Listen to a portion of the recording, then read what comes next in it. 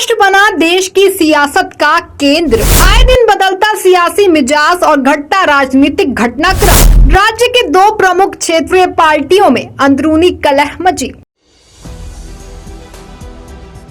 नमस्कार, आप देख रहे हैं 4 PM महाराष्ट्र। मैं हूं आपके साथ सिमरन। पिछले कुछ वक्त से महाराष्ट्र देश की सियासत का केंद्र बना हुआ है। इसकी प्रमुख वजह प्रदेश में आए दिन बदलता सियासी मिजाज और घटता राजनीतिक घटनाक्रम, क्योंकि राज्य की दो प्रमुख क्षेत्रीय पार्टियों में अंदरूनी कलह मची हुई है, या यूं कहें कि दो प्रमुख क्षेत्रीय पार्टियां दो फाड़ हो चुकी हैं और दो गुटों में बंट चुकी हैं।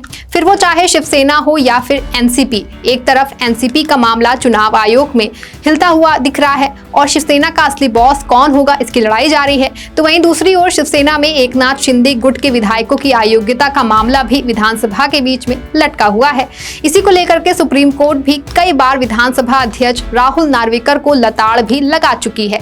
इसके बावजूद मामला अभी तक किसी नतीजे पर नहीं पहुंच सका है। हालांकि सुप्रीम कोर्ट के कई बार कहने के बाद भी विधानसभा में एक बार फिर से इस मामले पर सुनवाई हो चुकी है, लेकिन फिलहाल मामला अभी भी अधर में लटका हुआ है। इस बीच अब महाराष्ट्र विधानसभा अध्यक्ष राहुल नार्वेकर का कहना है कि उन्हें ये पता लगाने की जरूरत है कि बागी शिवसेना विधायकों को अयोग्य ठहराने की मांग वाली याचिकाओं के संदर्भ में किस घटनाक्रम को असंवैधानिक माना जाए। जाहिर है कि अयोग्यता याचिकाओं पर निर्णय लेने में देरी महाराष्ट्र के मुख्यमंत्री एकनाथ शिंदे और उनके प्रति वफादार शिवसेना विधायकों के खिलाफ सुप्रीम कोर्ट ने कड़ी जांच की है, जिसने शुक्रवार को राज्य विधानसभा अध्यक्ष को कड़ी फटकार लगाते हुए कहा कि कार्यवाही मजाक नहीं हो सकती है और वो उसके आदेशों को विफल नहीं कर सकते। अब इस मामले पर बोलते हुए विधानसभा अध्यक्ष राहुल नार्वेकर ने कहा कि स्पीकर का पक्ष सुप्रीम कोर्ट के सामने रखा जाएगा। जल्द ही हम पता लगाने की कोशिश करेंगे कि किसको अवैध और असंवैधानिक कहा जाए। इसके बाद ही आगे का कदम उठाया जा सकता है। विधानसभा अध्यक्ष ने कहा कि एक बार सुप्रीम कोर्ट के समक्ष सुनवाई पूरी हो जाए तो इस मामले में कैसे आगे बढ़ना है और इस पर एक स्पष्ट तस्वीर होगी। वहीं अयोग्यता याचिकाओं के संबंध में उनके खिलाफ शिवसेना यूबीटी नेता संजय राउत के आरोपों के बारे में पूछे जाने पर नार्वेकर ने कहा कि मैं उनकी आलोचना का जवाब नहीं देना चाहता। उन्हें विधानमंडल की कार्यवाही समझ नहीं आती। सदन के खिलाफ उनकी टिप्पणियों को स्पीकर के फैसले को प्रभावित करने के प्रयास के रूप में देखा जा सकता है। जाहिर है कि पिछले साल जून में शिंदे के नेतृत्व में हुए विद्रोह के कारण शिवसेना में विभाजन हो गया और उद्धव ठाकरे के नेतृत्व वाली महाविकास अघाड़ी सरकार गिर गई, जिसके बाद ठाकरे गुट ने मुख्यमंत्री के खेमे के कई विधायकों को अयोग्य ठहराने की मांग करते हुए स्पीकर के समक्ष याचिका दायर की। सुप्रीम कोर्ट ने शुक्रवार को स्पीकर नार्वेकर का प्रतिनिधित्व करके सॉलिसिटर जनरल तुषार मेहता से मंगलवार को याचिकाओं पर निर्णय लेने की समय सीमा के बारे में जानकारी देने को कहा। यदि वो संतुष्ट नहीं है तो वो एक अनिवार्य आदेश पारित करेगा।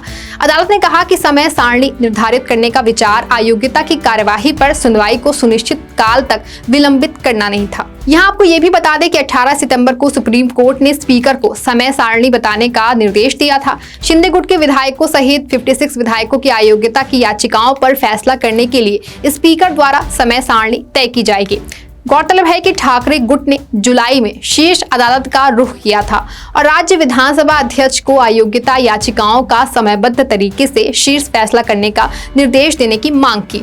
अविभाजित शिवसेना के मुख्य सचेतक के रूप में 2022 में शिंदे और अन्य विधायकों के खिलाफ अयोग्यता याचिका दायर करने वाले शिवसेना उद्धव बालासाहेब ठाकरे विधायक सुनील प्रभु की याचिका में आरोप लगाया गया था कि नार्वेकर शीर्ष के फैसले के बावजूद जानबूझ करके फैसले में देरी कर रहे हैं।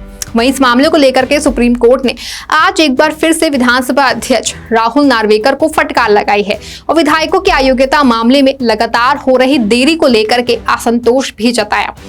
पिछले हफ्ते कोर्ट ने सॉलिसिटर जनरल तुषार मेहता को स्पीकर से बात करके समय सीमा तय करने को कहा था। आज सॉलिसिटर जनरल ने इसके लिए समय की मांग की। कोर्ट ने उन्हें अंतिम मौका देते हुए 30 अक्टूबर को सुनवाई करने की बात कही। इस दौरान चीफ जस्टिस डीवाई चंद्रचूड़ ने एक बार फिर कहा कि अगर स्पीकर मामले के निपटारे की समय सीमा तय नहीं करेगा तो कोर्ट उसे तय कर देगा। वहीं पिछले हफ्ते भी सुप्रीम कोर्ट द्वारा इस मामले पर लताड़ लगाने के बाद कांग्रेस के नेता पृथ्वीराज चव्हाण, उद्धव ठाकरे की शिवसेना के नेता संजय राउत और राष्ट्रवादी कांग्रेस पार्टी एनसीपी के चीफ शरद पवार ने कहा कि स्पीकर जानबूझ करके देरी कर रहे हैं। आपको बता दें कि कोर्ट ने 18 सितंबर को भी महाराष्ट्र विधानसभा अध्यक्ष राहुल नार्वेकर को मामले में समय सीमा बताने को कहा था। सुप्रीम कोर्ट ने सॉलिसिटर जनरल को दशहरा अवकाश के दौरान विधानसभा अध्यक्ष को चर्चा करके संशोधित कार्यक्रम देने का निर्देश दिया है। सुप्रीम कोर्ट ने टिप्पणी की है कि विधानसभा अध्यक्ष के पास 30 अक्टूबर को आखिरी मौका है। इसी को लेकर अब एनसीपी सांसद सुप्रिया सुले का भी एक बड़ा बयान सामने आया है। महाराष्ट्र विधायकों के निलंबन से संबंधित मामले की सुनवाई पर एनसीपी शरद पवार गुट की सांसद सुप्रिया सुले का कहना है कि मैं सुप्रीम कोर्ट की आभारी हूं। जिस तरह से उन्होंने आज बोला है, मामला न्यायाधीन है, इसलिए इस पर ज्यादा बोलना सही नहीं होगा।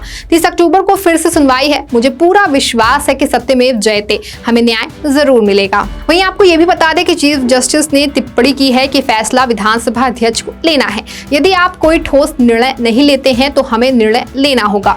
अदालत ने विधानसभा अध्यक्ष राहुल नार्वेकर को जल्द से जल्द निर्णय लेने के लिए एक संशोधित कार्यक्रम प्रस्तुत करने का निर्देश दिया था।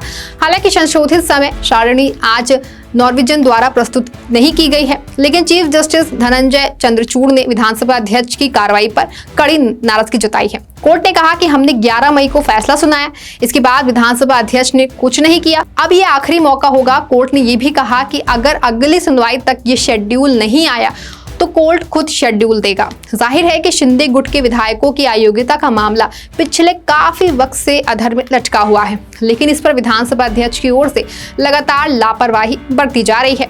इसी के कारण ये मामला लगातार लंबा खिंचता भी जा रहा है। यही वजह है कि सुप्रीम कोर्ट इस मामले को लेकर लगातार विधानसभा अध्यक्ष को लताड़ लगा रही है। फिलहाल अब देखना यह है कि क्या विधानसभा अध्यक्ष पर सुप्रीम कोर्ट की लगातार फटकारों का कोई असर पड़ेगा या इस मामले पर वो कब तक फैसला लेंगे। इस खबर में आपके लिए बस इतना ही। आप देखते रहें 4 PM महाराष्ट्र। धन्यवाद।